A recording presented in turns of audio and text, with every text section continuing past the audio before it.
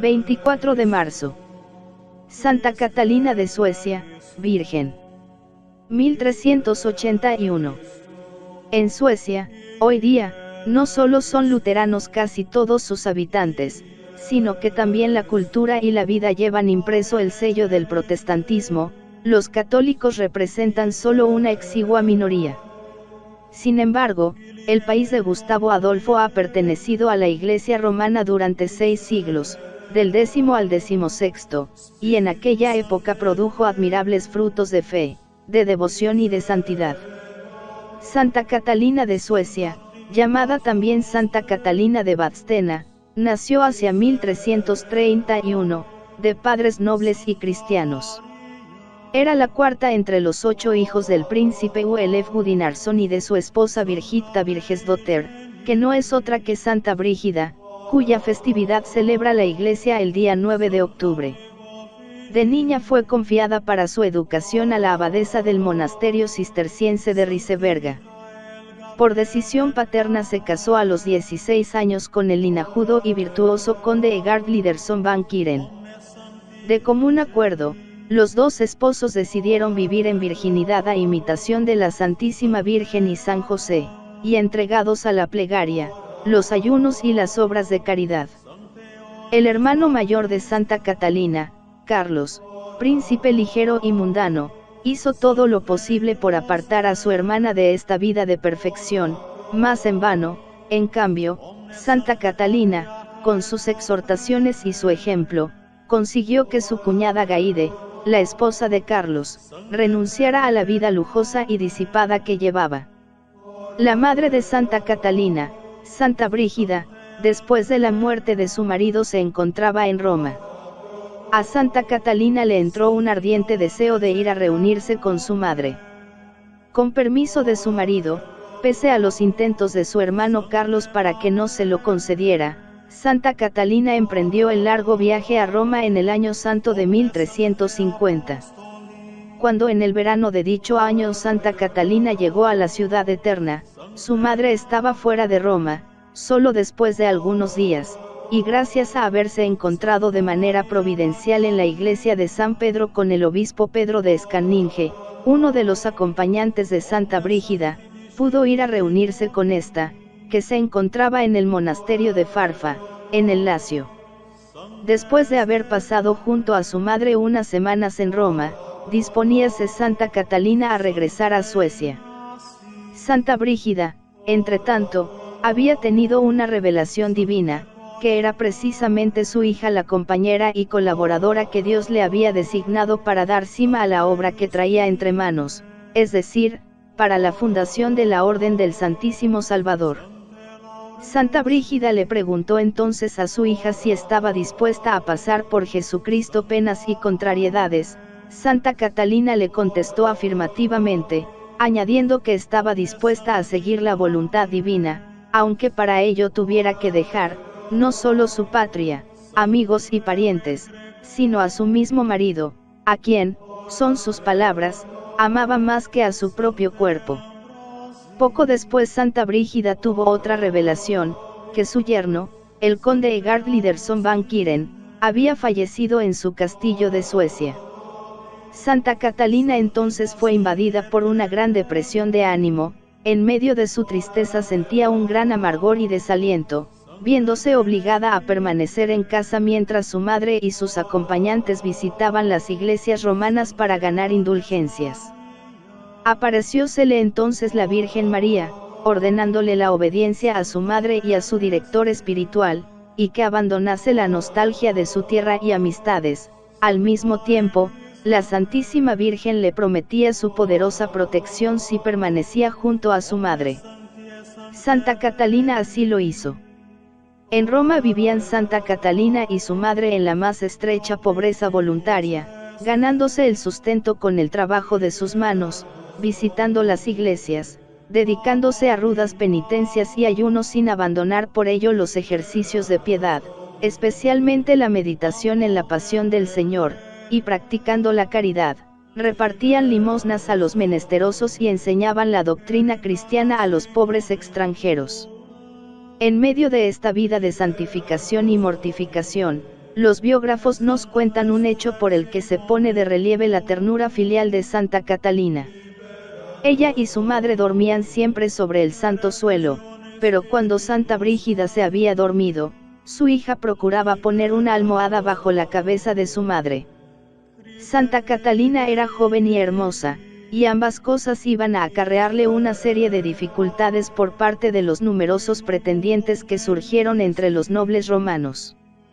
Ella había confiado a San Sebastián la salvaguardia de su virginidad, y precisamente un día en que iba a la iglesia de este santo, salió a su encuentro un conde con intención de raptarla. La aparición inesperada de un gamou, al que sin más pensar intentó darle caza, distrajo al raptor. Este mismo conde intentó repetir su fechoría otro día en que la santa se dirigía a la iglesia de San Lorenzo extramuros. En esta ocasión fue víctima de una ceguera repentina de la que curó después solo gracias a las plegarias de Santa Catalina. Un día, desesperada ya, quiso estropear la belleza de su rostro por medio de un ungüento repugnante y venenoso. Cuando, oculta en el jardín de la casa romana en que vivía con su madre, iba a poner en obra su intención, le cayó sobre la cabeza una piedra de la pared hiriéndola gravemente. Dios, que la había creado tan hermosa, no permitió que su belleza fuera destruida. Pero Santa Catalina hubo de permanecer encerrada en casa hasta curarse, mientras su madre y sus amigos iban a visitar las iglesias. Era una prueba más para la santa, pero también uno de los medios de que se valía el Señor para su santificación. Santa Catalina y su madre realizaban peregrinaciones por Italia con el fin de visitar los más famosos santuarios. Estos viajes en aquellos tiempos no estaban exentos de peligros. Por ejemplo, encontrándose en Asís para visitar la iglesia de San Francisco, fueron atacadas por una partida de bandidos, de los que milagrosamente consiguieron huir. También, juntamente con su madre, hizo Santa Catalina la peregrinación a Tierra Santa. Poco después de haber regresado a la ciudad eterna, Santa Brígida, que ya se había sentido enferma en Jerusalén, fallecía en 1373, siendo enterrada provisionalmente en la iglesia de San Lorenzo in Panisperna. Algún tiempo después, Santa Catalina, en compañía de su hermano Berge Ulfson y sus amigos y compatriotas los obispos Pedro de Scaninge y Pedro de Albastra, trasladaron a su tierra los restos mortales de Santa Brígida. A su paso por los diversos países de Europa, el fúnebre cortejo iba cumpliendo una verdadera actividad misionera. Santa Catalina dirigía a los pecadores saludables instrucciones, procuraba con sus hechos y palabras inspirar por doquier el santo temor de Dios, y al mismo tiempo daba a conocer las predicciones y revelaciones de su Santa Madre.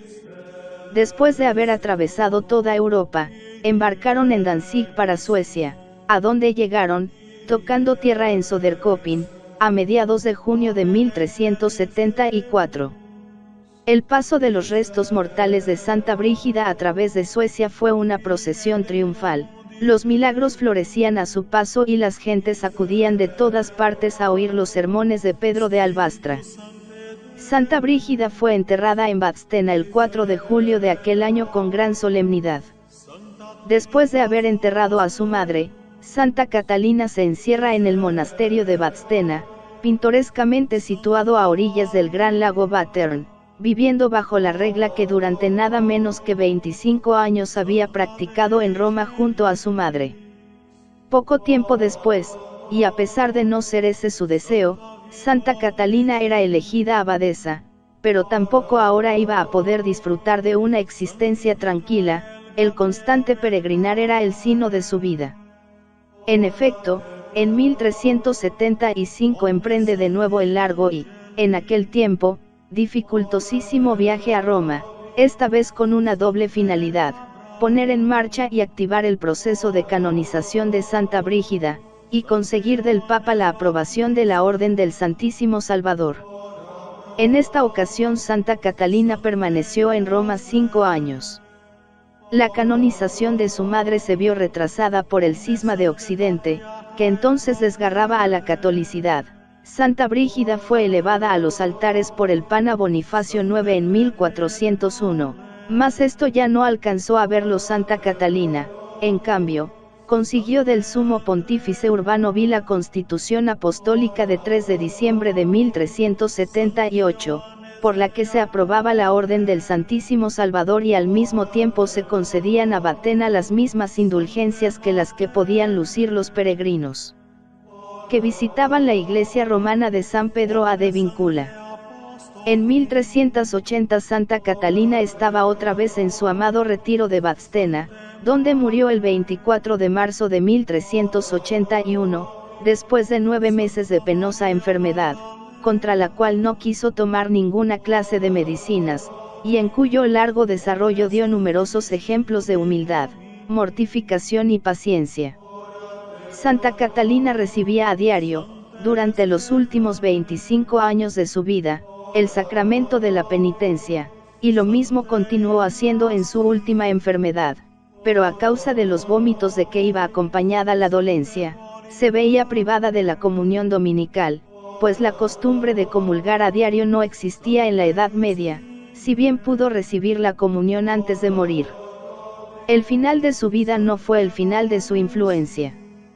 Apenas había exhalado la santa el último suspiro, se vieron sobre su cuerpo luces que lo iluminaban maravillosamente, y durante varios días estuvo luciendo una brillante estrella sobre la casa donde estaban sus restos mortales, y en su entierro aparecieron innumerables luces delante y detrás del sarcófago, pero quienes las trajeron no se mostraron visibles. De esta manera, en los funerales de Santa Catalina, solemnemente celebrados por el arzobispo Virgen de Upies y por los obispos Nicolás de Lincopin, después también elevado a los altares, y Thord de Stragnas, y honrados por la asistencia del príncipe Erik, hijo del rey de Suecia, así como por los más importantes personajes del reino, se dio un hecho milagroso que fue como la coronación de los muchos milagros de la vida de la santa, continuados después de su muerte. En efecto, se nos dice en su vida que ya al nacer no quiso mamar la leche de su nodriza, que era una mujer de vida mundana, mientras tomaba muy bien el pecho de su madre y de otras mujeres honestas. En una ocasión salvó a Roma de una inundación que se presentaba devastadora. Las aguas del Tíber se retiraron milagrosamente al meter en ella los pies Santa Catalina. Estando también la santa en Roma, cayó enferma la hermana de uno de sus conocidos, llamado Don Latino. Esta mujer había llevado una vida pecadora, y ahora, a pesar de estar enferma de muerte, no quería arrepentirse ni confesarse. Santa Catalina se postra de rodillas ante su lecho y pide a Dios que conmueva el duro corazón de la pecadora. De pronto, empieza a subir gran cantidad de humo desde el río, desencadenándose al mismo tiempo un violento huracán y una gran tormenta, todo lo cual produjo el efecto de ablandar el corazón de aquella mujer, que acabó haciendo una humilde confesión que le permitió tener una muerte cristiana. En Nápoles rogó Santa Catalina por una posesa, con el resultado de que el espíritu inmundo abandonó a la mujer. Viajando por Prusia Santa Catalina, uno de sus criados se cayó del coche, pasándole por encima las ruedas del mismo y resultando gravemente herido, pero gracias a las plegarias de la santa sanó en el acto. En Battena sanó también a un hermano lego que se hirió gravemente al caerse de un lugar elevado. También curó a una muchacha tullida, llamada Cristina Persdotter, que fue luego monja de Battena. En Battena los piojos no aparecían nunca, y el hecho se creía allí un milagro de la santa. Un hombre incrédulo, llamado Clemente, no quiso dar crédito a esto, y entonces se vio acometido por los piojos de una manera tan furiosa que no pudo verse libre de ellos sino después de rezar devotamente a Santa Catalina para que le librase de tan inmundos animalejos. Después de su muerte, y el mismo día en que años más tarde se sacaban sus restos para cambiarlos de sitio, hizo otro milagro. Un muchacho de Mjölby, ciudad sueca hoy día populosa, se cayó en la presa de un molino, pero salió sano y salvo merced a la ayuda de una mujer vestida de blanco, que no era otra que Santa Catalina. También Santa Catalina, como su madre, tuvo el don de las revelaciones y predicciones. Predijo, por ejemplo, la muerte en Noruega del rey de Suecia Magnus Eriksson en 1374, muerte que fue comprobada 6 semanas más tarde, al regresar a Suecia los servidores que acompañaban al rey. Otros numerosísimos milagros hechos por Santa Catalina, son enumerados por sus biógrafos y certificados con fidedignos testimonios en el proceso de canonización. El proceso fue iniciado por el obispo Enrique Tidemanson de Linköping en 1469 y después proseguido en Roma, pocos años más tarde, en 1484, el Papa Inocencio VIII permitía festejar la festividad de Santa Catalina como una segunda fundadora de los monasterios brigidinos. Y no sin razón. Pues si bien fue Santa Brígida la autora de la regla de la orden y su comentarista, fue su hija quien de veras la puso en práctica en Vadstena, organizando conforme a ella el primer monasterio, y quien trabajó lo indecible hasta verla canónicamente aprobada. Efectivamente, la gran obra de Santa Catalina fue dejar asegurada la fundación de la Orden del Santísimo Salvador, Ordo Santissimi Salvatoris, de monjas y frailes, bajo la jurisdicción de la abadesa de Vadstena. Su finalidad principal era y sigue siendo alabar al Señor y a la Santísima Virgen según la liturgia de la Iglesia, ofrecer reparación por las ofensas cometidas contra la majestad divina y llevar, en la oración y la meditación, sobre todo en la meditación de la pasión del Señor, una vida perfecta para el honor de Dios y la salvación de las almas. La orden llevó también a cabo, sobre todo al final de la Edad Media, una brillante obra cultural. Los brigidinos tradujeron la Biblia a los idiomas escandinavos, y los monjes de Vadstena tuvieron la primera imprenta de Suecia. En el siglo XVI, una dama española, Marina de Escobar, da impulso a la rama española de la orden, que perdura en España y en México. En Europa, por el contrario, la orden sufrió mucho a consecuencia de la Reforma, primero, y de la Revolución Francesa, después, si bien sobrevivió en el monasterio bávaro de Alto Münster. Pero la actividad exterior de Santa Catalina, de fundadora tenaz y de incansable peregrina, cuya influencia se dejaba sentir incluso en la corte de los papas, no era otra cosa que la manifestación de un alma ardiente llena de fe, de piedad y de fortaleza. Su figura se nos presenta en su juventud llena de encanto, lo mismo que resulta atractiva su figura de joven virgen y viuda decidida a llevar en Roma, mediante la obediencia y la oración, una vida nada común de gran humildad y pobreza. Y más todavía, si cabe, nos admira la nueva Catalina que sale a luz después de la muerte de Santa Brígida, la hija devota y decidida, que sin regatear esfuerzos traslada de Roma a Vadstena, el cuerpo de su santa y admirada madre, la organizadora vigorosa y resuelta que dirige la suerte de Vadstena durante los primeros y más difíciles años de la fundación, que viaja a Roma y remueve incesantemente los estorbos que a su actividad se oponen, que lucha y vence, que nos da ejemplo de superación de la dureza de esta vida.